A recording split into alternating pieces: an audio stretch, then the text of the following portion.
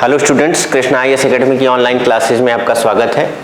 आज की क्लास में हम लोग विश्व भूगोल का एक टॉपिक कवर करेंगे जिसका नाम है एटमॉस्फेयर, वायुमंडल।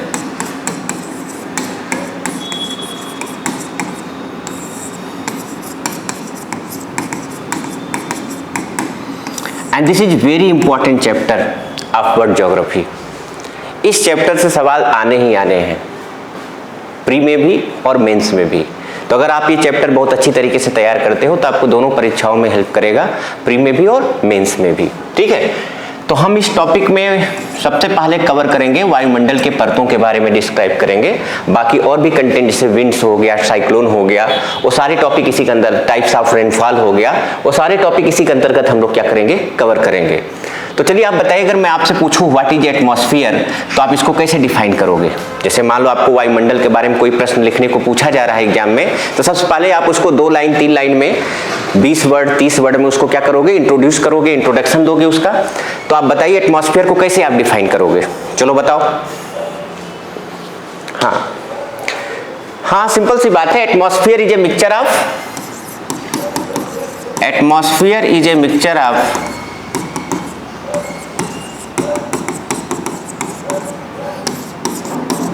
various gases, dust particles, water vapor, etc.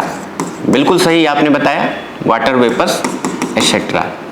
जो एटमॉस्फेयर होता है वो विभिन्न प्रकार के गैसों, धूलकण, जल वाष्प आदि का क्या होता है, मिश्रण होता है। और आपको पता है हम लोग चारों तरफ से एटमॉस्फेयर से क्या है, घिरे हुए हैं। तो जो हम घिरे हुए हैं एयर में, तो उस एयर में डिफरेंट प्रकार के गैसेज प्रेजेंट हैं, बहुत सारे डस्ट पार्टिकल्स प्रेजेंट है और वाटर वेपर भी उपस्थित है। तो इन्हीं का जो मिश्रण है उसी को हम क्या कहते हैं, वायुमंडल। ठीक है, अगर देखा जाए जो वायुमंडल में जो गैसेस का कंपोजिशन पाया जाता है, जो गैसेस का संगठन पाया जाता है, वो मुख्य रूप से कौन से गैसेस पाए जाते हैं? ये ऑब्जेक्टिव में भी पूछा गया है, असेंडिंग डिसेंडिंग ऑर्डर में, कंपोजिशन ऑफ गैसेस, गैसों का संगठन क्या है। तो आपको पता है सबसे ज्यादा मात्रा में कौन सी गैस पाई जाती है, नाइट्रोजन गैस पाई जाती है, लगभग 78% पाई जाती है। ऑक्सीजन कितनी पाई जाती है, लगभग 21%। और अगर इसके बाद देखा जाए तीसरे स्थान पर आर्गन गैस आता है 0.93%, और चौथे स्थान पर आएगा कार्बन डाइऑक्साइड गैस 0.03%। इसके बाद अगर देखोगे तो नियॉन आएगा, हीलियम आएगा, हाइड्रोजन आएगा, ये सारी गैसेज आएंगी। लेकिन ये सब गैसेज बहुत ट्रेसेज में पाई जाती हैं वायुमंडल में। मुख्य रूप से यही 4 गैस वायुमंडल में पाई जाती है। सबसे पहले नंबर पर रहेगा नाइट्रोजन, दूसरे स्थान पर रहेगा ऑक्सीजन, तीसरे स्थान पर रहेगा आर्गन और चौथे स्थान पर कौन रहेगा, कार्बन डाइऑक्साइड। तो ये क्रम आपको पता होना चाहिए। बहुत सारे स्टूडेंट को ये पता रहता है कि नाइट्रोजन सबसे ज्यादा है, फिर ऑक्सीजन है, फिर कार्बन डाइऑक्साइड टिक करके आ जाते हैं। नहीं, तीसरे स्थान पर आर्गन गैस पाई जाती है वायुमंडल में और चौथे स्थान पर कौन सा आता है, कार्बन डाइऑक्साइड गैस आती है। ये है गैसेस का कंपोजिशन। और जो वायुमंडल में गैसेज पाई जाती हैं वो मुख्य रूप से अगर देखा जाए तो उसका 70 से 80% जो भाग है वो 12 किलोमीटर की ऊंचाई तक ही पाई जाती है। लगभग 12 किलोमीटर की ऊंचाई तक 75 to 80% गैसेज जो है पाई जाती हैं। बाकी उसके बाद आपको 10 से 20% इसका कंपोजिशन देखने को मिलेगा। तो मोस्ट ऑफ द जो गैसेज हैं, ये जो मैं लिख रहा हूं, ये 12 किलोमीटर की ऊंचाई के नीचे ही पाई जाती हैं। थोड़ी भारी होती हैं, इसलिए वायुमंडल के निचले भाग में ही ये पाई जाती हैं। ग्रेविटेशनल फोर्स के प्रभाव के कारण ये कुछ गैसेज हैं जो प्रेजेंट रहती हैं, या जो एयर जो प्रेजेंट है वो ग्रेविटेशनल फोर्स के कारण ही प्रेजेंट है। अगर ग्रेविटेशनल फोर्स ना होता, ग्रेविटी ना होती, तो सारे के सारे गैसेज वायुमंडल की क्या हो गई होती, स्किप कर जाती और फिर पृथ्वी पे जीवन संभव नहीं हो पाता। ठीक, तो ये तो ग्रेविटेशनल फोर्स का प्रभाव है जिसके कारण ये जो है एटमॉस्फेयर में ये सारी चीजें जो है विद्यमान है, या एटमॉस्फेयर हमारे पृथ्वी पर निचले भाग में मुख्य रूप से पाया जाता है।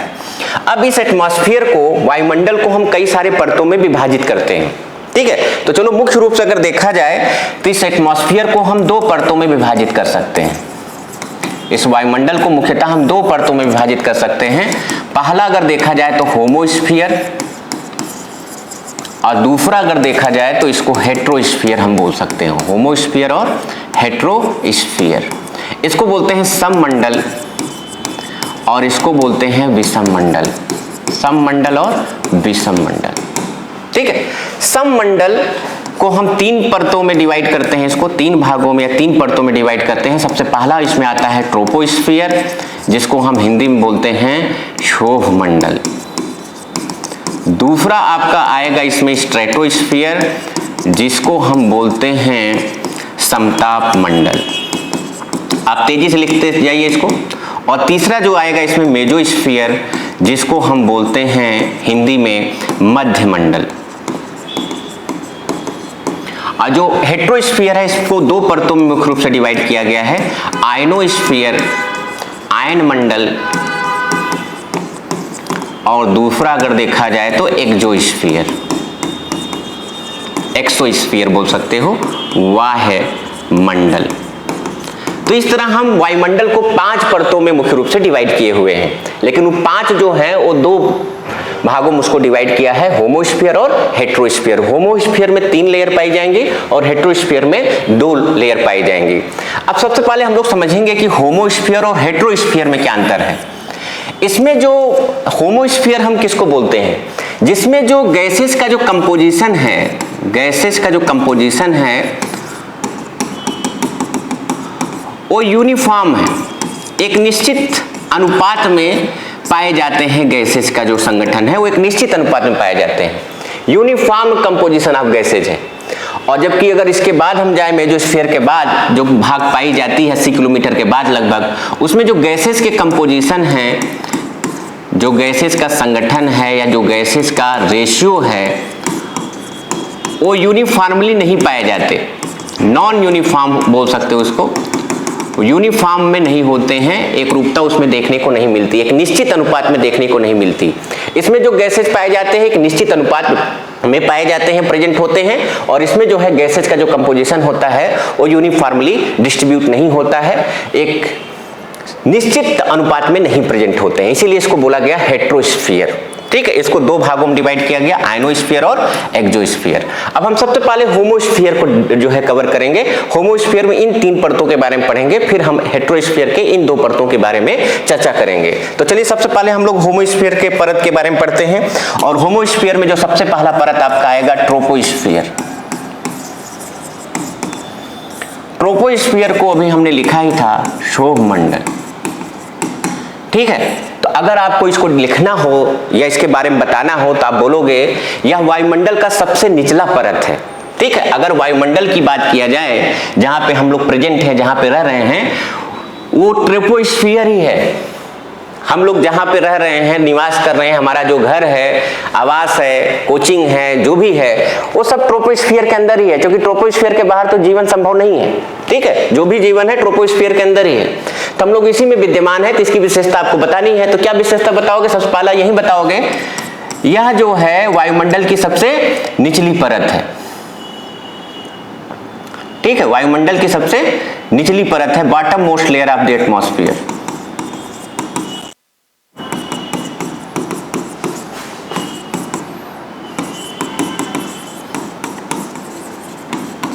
या lower most layer of the atmosphere भी बोल सकते हो, bottom most layer of the atmosphere या lower most layer of the atmosphere वायुमंडल का सबसे निचला परत है। दूसरा पॉइंट आप इसमें ये लिख सकते हो कि जो उसकी ऊंचाई है वो यूनिफॉर्म नहीं है। ठीक है, अगर मान लो हम इस पृथ्वी को यहाँ पे कंसीडर करें कि मान लो ये अर्थ है, ये 0 डिग्री अक्षांश है, 0 डिग्री अक्षांश को हम इक्वेटर बोलते हैं, 0 डिग्री लैटिट्यूड को इक्वेटर बोलते हैं, इसको हिंदी में क्या बोला जाता है? भूमध्य रेखा। और अगर हम इसको बात करें इसको, तो 90 डिग्री नॉर्थ और 90 डिग्री साउथ, इसको बोलते हैं नॉर्थ पोल और इसको बोलते हैं साउथ पोल। तो मैंने बोला जो ये परत है इसकी ऊंचाई हर जगह सेम नहीं है। अगर इक्वेटर पर देखा जाए, यहां पर अगर आप देखोगे 0 डिग्री अक्षांश के आसपास, तो इसकी ऊंचाई लगभग 18 किलोमीटर तक है, और अगर हम पोल पर देखें तो इसकी ऊंचाई लगभग 8 किलोमीटर है। तो दूसरे शब्दों में हम ये बोल सकते हैं कि अगर हम भूमध्य रेखा से पोल की तरफ चले, चाहे नॉर्थ चाहे साउथ, तो इस परत की ऊंचाई घटती जाती है। तो लिख सकते हो एट इक्वेटर इस परत की जो ऊंचाई है भूमध्य रेखा पर लगभग 18 किलोमीटर तक है इसकी हाइट, और एट पोल ध्रुवों पर इसकी जो ऊंचाई है लगभग 8 किलोमीटर है। हाइट में देखा जाए तो लगभग 8 किलोमीटर तक इसकी ऊंचाई पाई जाती है। एवरेज ऊंचाई इसकी देखा जाए, एवरेज हाइट इस परत की देखा जाए तो एवरेज हाइट आप बोल सकते हो लगभग 12 से 15 किलोमीटर की ऊंचाई के बीच में ये पाई जाती है, औसत ऊंचाई। मतलब दिस मीन्स दैट, इसका अर्थ है कि आप ये भी लिख सकते हो दिस मीन्स दैट, इसका अर्थ है कि height of this layer, height of this layer, height of this layer decreases from equator towards pole। मतलब अगर हम भूमध्य रेखा से ध्रुवों की ओर जा रहे हैं तो इस परत की ऊंचाई क्या होती जाएगी, कम होती जाएगी। सबसे मिनिमम आपको पोल पे मिलेगा, नॉर्थ पोल, साउथ पोल, और सबसे ज्यादा कहां मिलेगा, इक्वेटर पर। अब इसका कारण भी पूछा जाएगा, जैसे आपको मेंस एग्जामिनेशन में लिख रहे हो तो इसका कारण भी आपको बताना पड़ेगा। अगर आपको प्रॉपर्टी पूछ रहा है ट्रोपोस्फियर का तो हर एक प्रॉपर्टी आपको डिफाइन करनी पड़ेगी। क्यों इस परत की ऊंचाई इक्वेटर पर ज्यादा पाई जाती है, पोल पर कम पाई जाती है, तो उसके पीछे कारण है कि अगर हम औसत बात करें ऑन एन एवरेज, तो सबसे ज्यादा गर्मी कहां पड़ती है, 0 डिग्री अक्षांश के आसपास पड़ती है। क्योंकि ये वाला हिस्सा सूर्य के सामने लगभग पूरे साल सीध में रहता है, थोड़ा ऊपर थोड़ा प्लस इधर रहता है, लगभग पूरे साल सूर्य के पास ही रहेगा, सीध में। तो यहाँ इंसुलेशन ज्यादा आता है, इंसुलेशन ज्यादा होने की वजह से यहाँ पे लगभग पूरे साल गर्मी पड़ती है, 0 डिग्री अक्षांश। क्योंकि पृथ्वी का जो सूर्य का वर्टिकल या पृथ्वी का वो हिस्सा जो पूरे साल सूर्य के सामने रहती है, वो यही हिस्सा है, 23.5 डिग्री नॉर्थ कर्क रेखा और 23.5 डिग्री साउथ मकर रेखा। यही वाला बीच वाला हिस्सा है पृथ्वी का जो पूरे साल सूर्य के सीध में रहता है। इसलिए ये हिस्सा सबसे ज्यादा सूर्य से इंसुलेशन प्राप्त करता है। इंसुलेशन प्राप्त करने का मतलब है सबसे ज्यादा सूर्य से ऊष्मा प्राप्त करता है, ऊर्जा प्राप्त करता है। इसलिए सबसे ज्यादा गर्मी आपको यहीं पर पड़ेगी, यही सबसे ज्यादा गर्मी यहीं पर होगी। तो यहाँ पर अत्यधिक तापमान के कारण एक कन्वेक्शनल करंट चलने शुरू होती है। क्योंकि जब तापमान ज्यादा होगा, आप इस तरह इसको एक्सप्लेन कर सकते हो, जब तापमान ज्यादा होगा तो वहां प्रेशर क्या बनेगा, लो। तो आसपास की हवाएं वहां आएंगी, ठीक है, लो प्रेशर की तरफ, और यहां पर पौने गर्म होने के बाद ऊपर की ओर उठेंगे। तो ये जो ऊपर की ये जो कन्वर्जेंस हो रहा है विंड का, और यहां पर गर्म होने के कारण जो पौने ऊपर उठ रही हैं, इसी को कन्वेक्शनल करंट कहा जाता है, संवहन कहा जाता है, इसको संवहन भी बोल सकते हो। इस संवहन के कारण ऊष्मा काफी अधिक ऊंचाई तक चली जाती है। जो गर्मी है, हीट है, वो काफी ज्यादा हवा ऊपर तक चली जाती है, और इस वजह से इस परत की ऊंचाई जो है इक्वेटर पर ज्यादा होती है। और अगर हम पोल की बात करें तो यहाँ तापमान बहुत कम होता है। तापमान कम होने की वजह से लो टेम्परेचर कारण यहाँ हाई प्रेशर बनता है, और हाई प्रेशर अपनी तरफ से हवाओं को हटाता है, तो जहां पर जो स्पेस बनेगा उसको ऊपर से हवा आकर उसको जो है उस गैप को फिल करेंगे। तो यहाँ पे डाउनवर्ड मूवमेंट होता है, यहाँ पे कोई भी संवहन धारा नहीं चल रही है, कोई भी हीट का ट्रांसमिशन ऊपर की ओर नहीं हो रहा है, और इस वजह से इस परत की ऊंचाई यहाँ पर क्या हो जाती है, कम हो जाती है। तो आप ऐसा बोल सकते हो कि संवहन धारा का प्रभाव होता है, कन्वेक्शन का प्रभाव होता है इक्वेटर पर ज्यादा पोल की तुलना में। इसलिए यहाँ पर जो गैसेज हैं या गर्म पौने हैं वो काफी अधिक ऊंचाई तक चली जाती हैं। गर्म होने के बाद हल्की होंगी, क्योंकि कोई भी चीज जब गर्म करते हो सामान्यतः वो एक्सपेंड करता है तो उसकी डेंसिटी कम होती है। जब डेंसिटी कम होगी तो हल्की होगी, और हल्की होगी तो ऊपर की तरफ क्या करेगी, मूव करेगी। This is called convection. और इस कारण से इस परत की ऊंचाई इक्वेटर पर क्या होती है, ज्यादा होती है। लगभग 18 किलोमीटर तक इसकी ऊंचाई इक्वेटर पर रिकॉर्ड की जाती है। और अगर इसकी विशेषता देखना चाहते हो इस परत की, तो अगर देखा जाए तो जितनी भी मौसम संबंधी घटनाएं हैं सारी की सारी ट्रोपोस्फियर में पाई जाती हैं। तो आप लिख सकते हो all weather related phenomena, all weather related phenomena takes place in this layer.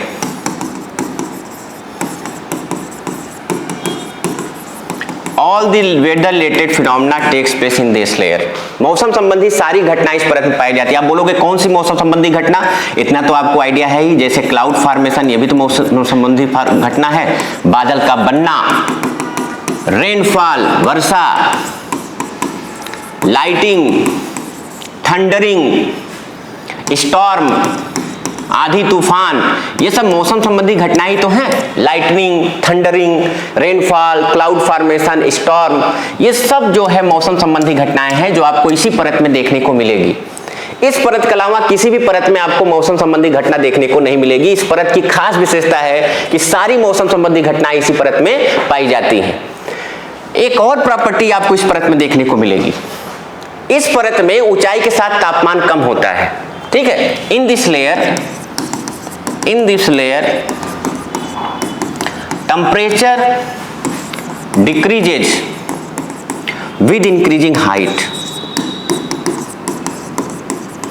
Temperature decreases with increasing height.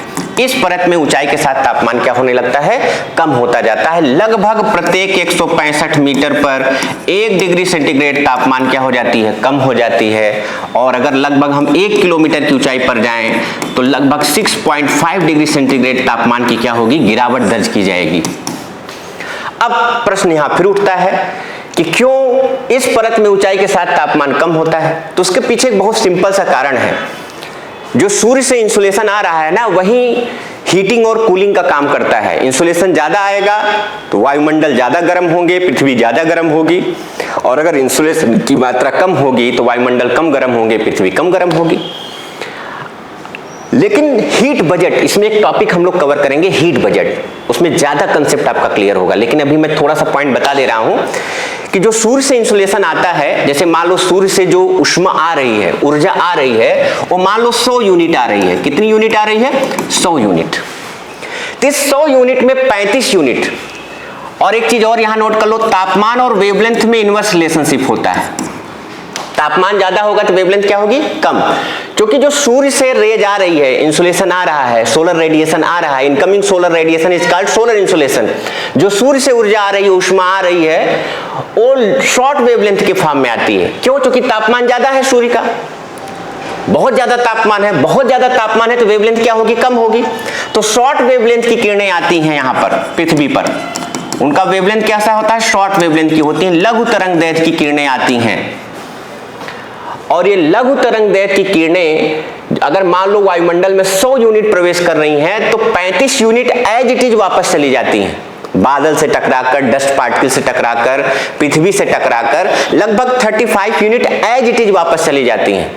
तो जिस रूप में आ रही हैं शॉर्ट वेवलेंथ फॉर्म में, उसी शॉर्ट वेवलेंथ के फॉर्म में वापस भी चली जाती हैं। इसको कहा जाता है अल्बीडो। तो लगभग 35 यूनिट एट इज वापस चली जाती है, तो हम बोल सकते हैं अल्बीडो लगभग 35% है। ठीक है, लेकिन बाकी जो 65 यूनिट है वो एटमॉस्फेयर और अर्थ को गर्म करने में भूमिका निभाती हैं। दिन के समय की बात कर रहे हैं जब इंसुलेशन आता है, रात के समय की बात नहीं हो रही है। 65 यूनिट ही केवल हीटिंग में पार्टिसिपेट करता है पृथ्वी को और वायुमंडल को। इस 65 यूनिट में लगभग देखा जाए तो 51 यूनिट पृथ्वी द्वारा एब्जॉर्ब कर ली जाती है, और केवल 14 यूनिट ही एटमॉस्फेयर एब्जॉर्ब करती है।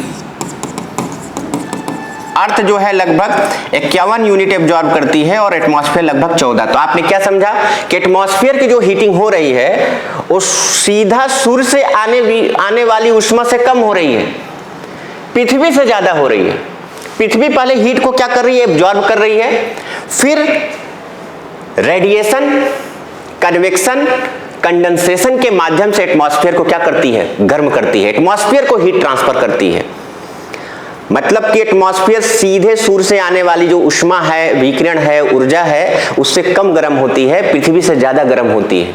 क्योंकि पृथ्वी लगभग 51 यूनिट हीट को एब्जॉर्ब कर रहा है, जबकि एटमॉस्फेयर उसमें से केवल 14 यूनिट ही एब्जॉर्ब कर रहा है। तो पृथ्वी क्या करती है, फिर एटमॉस्फेयर को हीटिंग करता है, एटमॉस्फेयर को हीट ट्रांसफर करता है। और किस मेथड से करता है, रेडिएशन से, कन्वेक्शन से, संवहन से, विकिरण से, संवहन से, संघनन से, कंडेंसेशन से।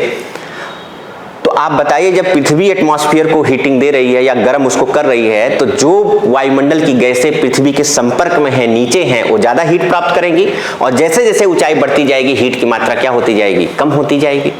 दूसरा कारण है कि जो गैसेज की डेंसिटी है वो ज्यादा नीचे भाग में है, जैसे जैसे ऊपर जाओगे गैसेज की डेंसिटी क्या होती जाएगी, कम होती जाएगी, या एयर की डेंसिटी कम होती जाएगी। तो जब डेंसिटी कम हो जाएगी तो उसकी हीट एब्जॉर्प्शन पावर भी कम होती जाएगी। तो नीचे की गैसें पृथ्वी से ज्यादा हीट एब्जॉर्ब करेंगी, और जैसे जैसे ऊपर दूरी बढ़ती जाएगी एब्जॉर्प्शन क्या होता जाएगा, कम होता जाएगा।